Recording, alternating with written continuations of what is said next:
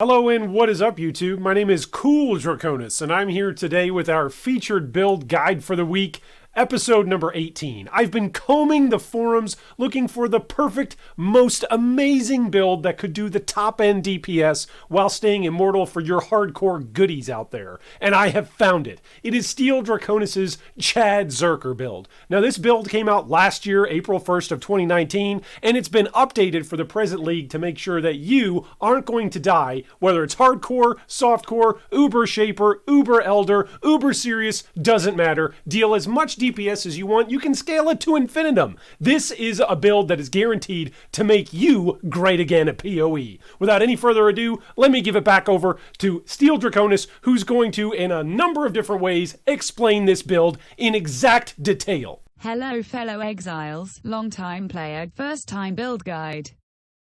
Sorry that Spanish isn't my first language, so please forgive. Asterisk 1 year anniversary update April 1st 2020 asterisk. I would try playing this build as a guardian and stack as many notables on purposeful harbinger as possible. Don't bother using shabs though, our building keystones on the passive tree make sure immune to chaos damage, and our blood magic keystones make using blood magic support redundant. Enjoy the build for HC. 1. Why should I play this build? I'm so glad you asked this question. You should play this build if you fall into any of the following categories: Virgin Spellcasting Exile, Net Decking No Lifer, Self-Craft Only SSFHC Hipster. If you've ever wanted to become the peak of performance, the pinnacle of min-max, the epitome of overpowered, the definition of dominant, look no further than CHADZERKER. If you wanted to see the most tooltip damage in the game, consider the following calculations made by Albert Einstein on his Alpha Testapo account before he passed away in 2004. At this point you might be saying, this sounds amazing, outstanding, orgasmic, take me to the rest of the build guide. Well my friend, feast your ravenous eyes on this. The CHADZERKER takes on the best, brightest, and most exciting content Path of Exile has ever seen, or will ever see. 2. What are the pros and cons of the build? Pros. Asterisk versatile, this build can find a use for any skill in POE. Asterisk damage, who doesn't like 40% more damage? Asterisk budget, self-craft, solo self-found, and league start friendly. Cons. Asterisk none, playing this build will be the second most enjoyable and overpowered thing you experience in life. What's the first most enjoyable thing? That, my friend, is a secret known as phi and asterisk ing smiley face. 3. Mechanicals. Almost 30% of the league in both softcore and hardcore synthesis is using acrobatics. Get this node. Why mitigate damage, when you can simply not take any damage? By taking chaos inoculation we ensure that those stupid spitter guys from Alva's temples won't do chaos damage to us. We ensure that all possible elemental gem combinations are getting max efficiency by converting 50% of all damage into fire. Not even the Mormons have that high of a conversion rate.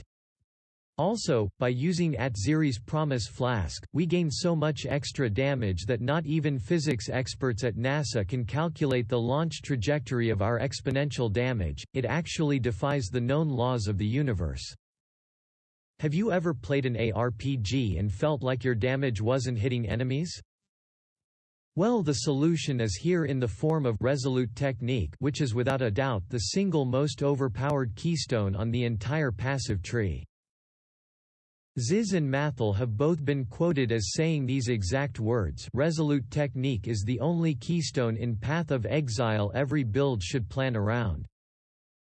For additional damage boosts, we grab both Elemental Overload, and Elemental Equilibrium. These are both exceptional DPS boosts. Don't believe me? Just check out the POB numbers for yourself. 4. Gems. Use any gem combination you see fit.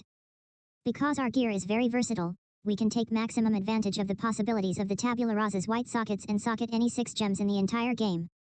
If you find me another build capable of such diversity, Send it to human resources immediately, I'm sure they need it for meeting quotas. A couple of personal suggestions for possible combinations. Cast on Death, Molten Shell, Fireball, Firestorm, Magma Orb, Empower. Herald of Ash, Burning Damage, Swift Affliction. Anger, Enlighten, Empower, Generosity. Double Strike, added Chaos Damage, added Cold Damage, added Fire Damage, added Lightning Damage, Brutality. Blade Fall, Greater Multiple Projectiles, Fork Support, Lesser Multiple Projectiles, Vicious Projectiles, Increased Area of Effect. Unearth, Chain, Block Chance Reduction, Bone Chill, Efficacy, Iron Will. Ice Crash, Hypothermia, added Cold Damage, Bone Chill, Elemental Damage with Attacks, Brutality. Lancing Steel, Elemental Focus, Elemental Proliferation, Controlled Destruction, added Lightning Damage, Enlighten. Dark Pact, it only needs a single support gem, Minion and Totem Elemental Resistance. 5. Gear. We've got 2 different setups to choose from. We can either roleplay as a monk and go weaponless and smash things with our hairy knuckles, or use the single most Chad weapon in the game, COSPLAY's Malice. Why is COSPLAY's the single most Chad weapon? Have you tried searching for any other unique that includes the word Malaz in its title? Try it, you won't find another. This word alone sets a weapon apart from every other contender in the game. Gear Set 1. Weapons. 2x COSPLAY's Malice. I think it's pretty self-explanatory, with no explanation needed for why we use COSPLAY's Malice. But for those of you that have less than a Rick-sized IQ, our hits can never be evaded by enemies thanks to Resolute technique. This means that we're always hitting with our amazing abilities. We can socket any cold spell and know that it will trigger reliably thanks to scaling crit very efficiently. Why dual-wield COSPLAYs? Because if a single COSPLAY is the best weapon in the game, imagine what 2 of them is. Yeah, the best weapon in the game twice. Helmet. The Veil of the Night. This one is self-explanatory. We don't have room for a bunch of stupid rares in our build because the CHADZERKER is truly unique. We simply negate out any sort of resistance penalties from Kitava in Act 5 and Act 10 by equipping Veil of the Night at level 22. This is your leveling helm, this is your endgame helm, this is the epitome of resistance training. If Frodo Baggins would have been wearing this helmet, he wouldn't have needed Gollum to bite off his finger to destroy the One Ring. Body armor. I've already teased out the flexibility of this build with the tabula rasa chest piece. It's got gorgeous in-game art. The only thing that comes close to being as aesthetically pleasing is the Mona Lisa or Lisa Simpson, I'm not sure which. Have no level requirement means we can equip this bad boy at level 1 and never look back. I usually make sure to start playing the league 3 to 4 days late to ensure that another one of my guildmates can toss me a tabula rasa. If I don't start the league with this 3 to 4 day handicap, I bore myself out since this build can accomplish everything it wants to within the first 8 hours of league launch. Gloves. Empire's Grasp provides us with the very desirable and not totally useless mod knockback is reversed. You might be thinking, yeah, but why would you want to socket anything in Empire's Grasp on a 4-link instead of your tabula rasa? And I'm glad you asked, because we don't socketed anything in Empire's Grasp at all. We take full advantage the 4th most broken combination in the game, Empire's Grasp and Lion's Roar. Since we have knockback to our melee attacks during Lion's Roar uptime, everything is pulled in closer.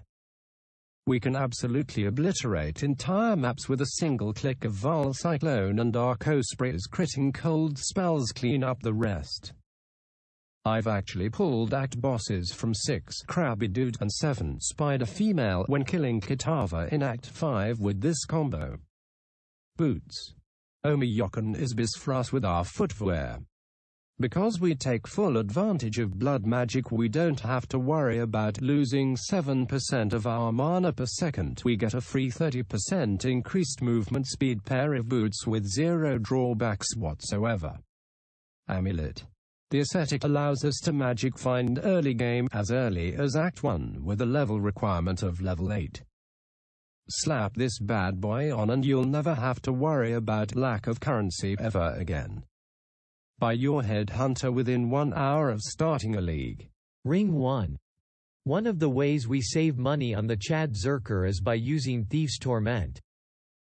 We get increased item quantity, which stacks with our amulet the ascetic, and it also saves us currency from having to purchase a second ring. There is only one CHADZERKER, so there also should be only one ring.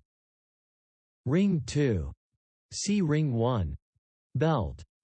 You have 3 options here in the belt slot, each one with their own unique benefits and no drawbacks, because there are no drawbacks in the CHADZERKER build. You can go the stat stacking method with Cyclopean Coil. You can go for the intimidation factor with Belt of the Deceiver. This is especially powerful since with your Empire's Grasp, Reserve Knockback Lion's Roar, Vol Cyclone combo, everything west of Innocence Chamber will be pulled into the nearby region of your character. I once had a friend log into the São Paulo gateway to confirm in a PvP duel that he was still nearby my character and was intimidated, despite the fact that I was playing via a remote desktop connection in Antarctica. You can go for the ultimate alpha belt, Gluttony. You might be wondering if the mod "you have no armor or maximum energy shield" is a drawback, but if you notice, we're not scaling energy shield anywhere on the tree. So tell me a better combo to take advantage of. What's that? Do I hear the sound of Simon and Garfunkel singing Bridge Over Troubled Waters? No, because that's the sound of silence. There is no better combo to take advantage of. Gear set 2. Weapons. No weapon, we're rolling playing this guy. Helmet. Obvious choice for any physical stacking build. We body up monsters, tear down the tendons of bosses, and cause mass weight loss to every breach lord due to the anxiety our build causes. Body armor. Tabula rasa. See above, this is the single most important item in the build. Start the league 3 to 4 days late, and demand that a guild mate lends you one, otherwise you'll be forced to unleash your psionic energy through a blast of gas from the past like Doc Brown blowing them back to the future. If you carefully watch all 3 of the Back to the Future movies simultaneously, you'll notice that Doc Brown says the exact same phrase in each movie at 54 minutes and 36 seconds. Gloves. This second gear set is all built around scaling physical damage and taking advantage of the face breaker. No, the name of the gloves is not a reference to Meryl Streep, the greatest actress of this generation. The gloves provide us with a more physical damage multiplier, which for those of you who are on the Morty side of the intelligence spectrum means https://path of exile. Gamepedia.com stat. These gloves officially unlock what Midwestern Americans call rootin' tootin' honkers bonkers damage. Boots. March of the Legion provide an extra boost in levels for aura skills like Herald of Purity, which provide a flat physical damage boost. Also, with the new Blessing effect, this aura, and every other aura on the build gains up to 11% increased effect during the Blessing. That's an unprecedented level of damage boost from auroras. Amulet. Carnage Heart provides much needed sustain, providing a bunch of leech based on our physical damage. When you calculate our average hit, factor in our cast rate, and crit multiplier, we're healing for a minimum of 1.6% physical damage dealt. VALUE City. Ring 1. You might look at this and wonder, why gifts from above? Simple, critical strike chance, consecrated ground generation, without having to use a concrete flask, and additional damage while on consecrated ground. With the new changes to enemies taking criticals on consecrated ground, this ring quickly has become the go-to ring for all critical-based builds. If you can get your hands on 1 to 2, I would grab them up as they are sure to be worth at least 15 to 30 exalted soon. Ring 2. This is the only way to generate the skill, Tentacle Whip, in the entire game, clearly setting this ring aside as the best in slot. Belt. Because this belt provides flat physical damage, it's the best in slot for a physical stacking build. Giving global physical damage in combination with flat physical damage, this belt is like adding an extra steel ring into the build. FLASKS. Some quick explanations here. Lion's Roar already explained the combo with reverse knockback plus Empire's Grasp. Even on the Facebreaker combo there is no single better physical damage flask. Blood of Karui laughs in the face of any other attempt at HP regen in the game. Seriously, not even Righteous Fire builds have this kind of regen. This flask is like having an additional build in a flask slot. What a joke. Wise Oak, if enemies have elemental resistances they soon won't. This works especially well with the Veil of the Night Helm as you will have perfectly balanced triple resistances. Avatar of Fire essentially gives us 04x multiplier when we hit this flask. Believe me, you'll definitely want this to be your first purchase after you unlock Avatar of Fire keynode. Do you know what creating a smoke cloud does? I don't, but it looks cool and this flask is purple, so might as well throw it in there. Honestly, the build is so good it could function on 4 flasks to begin with. 7. Frequently asked questions. Question: will you have my children? Answer: no. I'm happily married with 3 living children and have multiple full-time jobs. Question: why? Answer: why the hell not? Question: does brutality actually cancel out all of the possible elemental and chaos damage? Answer: yes. Question: what inspired you to do this? Answer: you did. With those starry eyes and crystal clear smile, winky face. Question: do you drive the speed limit? Answer: Adam West. Question: do you stream? Answer: see answer to question 1. Question: do you have a YouTube? Answer: yes. Check out Good Gwiggaming 3 on YouTube. SMASH the subscribe button. Question: why did you spend your weekend making this really crappy build? Answer: because it was fun.